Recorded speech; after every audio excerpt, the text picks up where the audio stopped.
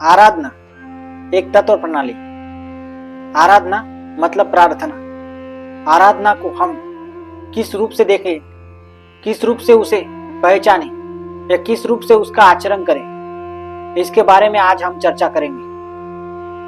आराधना के विषय में प्राचीन ग्रंथों में उल्लेख मिलता है कि आराधना एक प्रकार की एक साधना है।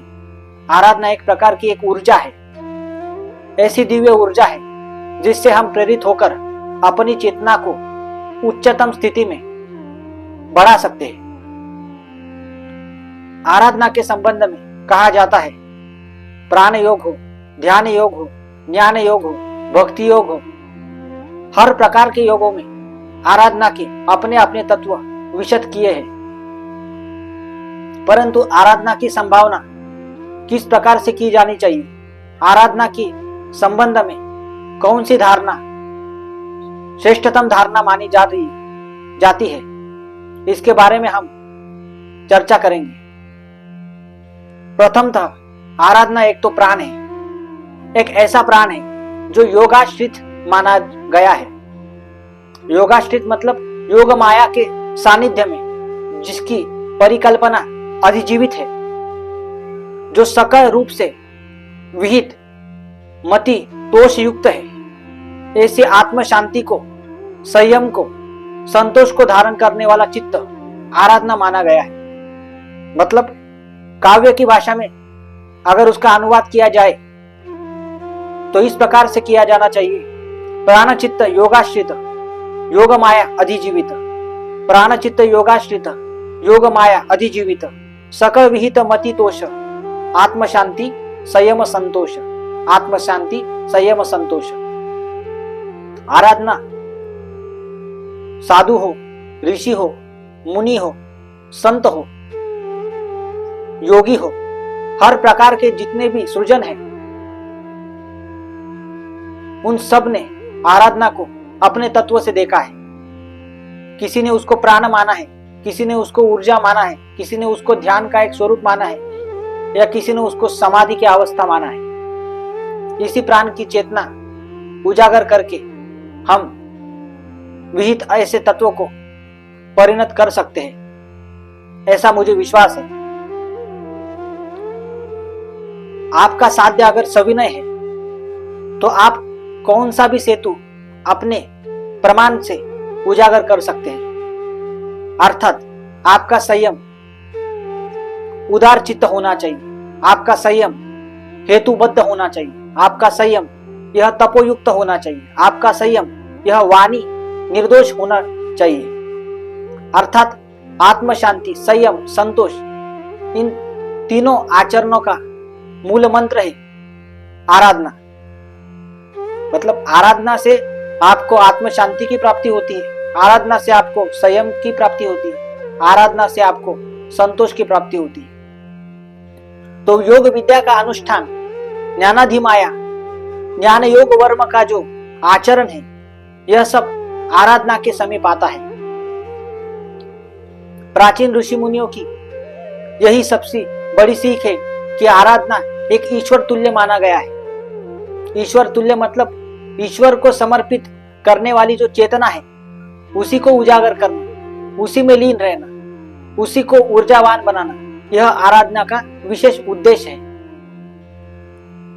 अर्थात चित्त चेतना ही चिद अर्थ है, और इसी में संतोष रखने वाला व्यक्ति सृजन है, और सृजन का विस्तार करने वाला हर चित्त अपने प्रमाण को सहज रूप से साध्य करने में सक्षम होता है। वैराग्य हो, भक्ति हो, अर्थ हो, मर्त्य देही हो और अमर्त्य प्रीत्यर्थ प्राप्ति करने की इच्छा हो, तो ही आराधना के विशेष तत्व आपको लाभदायक हो सकते हैं। मन की अपेक्षा धारणा है, धारणा की अपेक्षा प्राण ऊर्जा है, प्राण ऊर्जा की अपेक्षा चित्त चेतना है, और चित्त चेतना की अपेक्षा अक्षर ब्रह्म है। अर्थात हर वो चित्त अपनी अपनी अपेक्षाओं में लीन रहता है, हर वो चित्त अपनी अपनी साध्यताओं में लीन रहता है, विलीन रहता है। आप उसको जिस नजरिए से देखेंगे, उस नजरिए से वो आपको परिणत होती हुई दिखेंगी।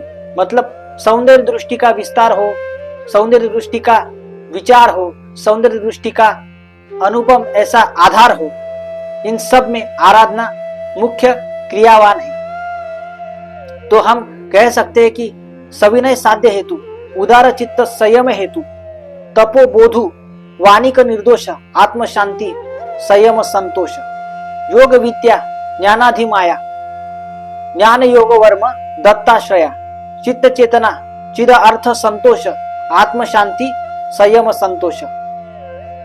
अर्थात ज्ञान का वैराग्य जो भवन भूति अर्थ व्यक्ति को सापेक्ष रूप से प्राप्त है, निराकार ऐसी भवानुभूति भाव जो व्यक्ति के अंतर्भूत मन में साकार चित्त करके विराजित है, ऐसा चित्त साधु कोश में हमेशा लीन रहता है। अर्थात जीवित का उद्देश्य क्या है, जीवन का परिमय मार्ग क्या है, जीवन के हर दोष में आपके आराधना के कौन से मूल्य है, इन सब का मूल्यमापन होना भी अत्यंत आवश्यक है, ऐसा मुझे लगता है। निराकार भवानुभूति भाव, साकार चित्त परानुलोक भाव, बाह्यार्जित साधु कोश, आत्म शांति संयम संतोष, अनंत गर्भिताश्रित अभय, चक्षु ज्ञान भेद अर्चा निर्भय, वेदिता केवल एकत्व सतोष, आत्म शांति संयम संतोष।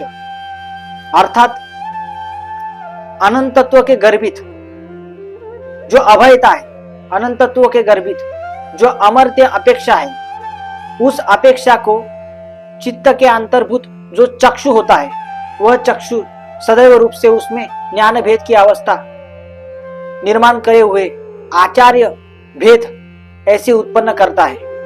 अर्थात वेदिता केवल एकत्व सतोष, मतलब जहां पर एकत्व विराजित है वही आराधना स्थित है, और जहां आराधना है वही आत्म शांति संयम और संतोष, यह त्रिविध ताप, यह त्रिविध संतोष के मूल्यमापन विराजित है।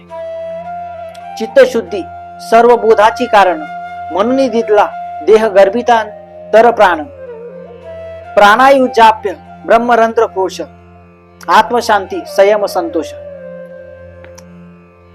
आराधना का मूल आधार ही चित्त शुद्धि है, आराधना का मूल मंत्र ही चित्त की शुद्धि है। तो चित्त की शुद्धि करने के हेतु ही आराधना का निर्माण हुआ है। तो आराधना किस प्रकार से की जाए जिससे सर्वबोध उसको साध्य किए करने की चेष्टा हो, सर्वबोध उसको साध्य करना उचित हो। तो इसी नजरिए से हम अगर देखें तो ब्रह्मरंध्र कोश इसमें दिया गया है। ब्रह्मरंध्र कोश इसका मतलब व्यक्ति के चित्त में आधारभूत ऐसी रचना, ऐसी शिला जिसमें ब्रह्म विराजित है, और उसी ब्रह्म के अंतर्भूत चित्त का अखंड ध्यान होना, इसी को ब्रह्मरंध्र कोश कहा गया है। और इसी में व्यक्ति के चित्त को आत्म शांति हो, संयम हो, संतोष हो, इसकी प्राप्ति हो सकती है। विष्णु भक्त चारु मने चित्त विरक्तीची धारणा, विष्णु भक्त चारु मने चित्त विरक्तीची धारणा, म्हणून आजन्म संतत जागृती कारणा, म्हणून आजन्म संतत जागृती कारणा, अजाप अताप अपाप असंतोष, आत्म शांति संयम संतोष, आत्म शांति संयम संतोष। जो अजाप है, जो अताप है, जो अपाप है, जो असंतोष है, इन सब में आराधना ही मूल मंत्र माना गया है। जो आराधना है वो आजन्म व्यक्ति के चित्त को जागृत करने का कार्य करती है, व्यक्ति के संतत चित्त को उजागर करने का कार्य करती है। जहां पर चित्त विरक्ति की धारणा ही अंतिम धारणा मानी गई है, जहां पर चित्त विरक्ति की धारणा ही अंतिम मूल मानी गई है, वही शाश्वत सत्य की प्राप्ति करवाने का मंत्र यहाँ पर आराधना दिया गया है। मतलब आराधना को आप योगिक धारणा से देखेंगे तो योगिक दृष्टिकोण यही कहता है कि हम किसी भी चित्त को अपने ध्यान योग के माध्यम से अगर हम परिणत करेंगे तो ही हम ज्ञान योग की अपेक्षा धारणा को, आराधना को धारणा में परिवर्तित कर सकेंगे या धारणा को आराधना में परिवर्तित कर सकेंगे, ऐसी प्राण चिकित्सा हम कर सकते हैं।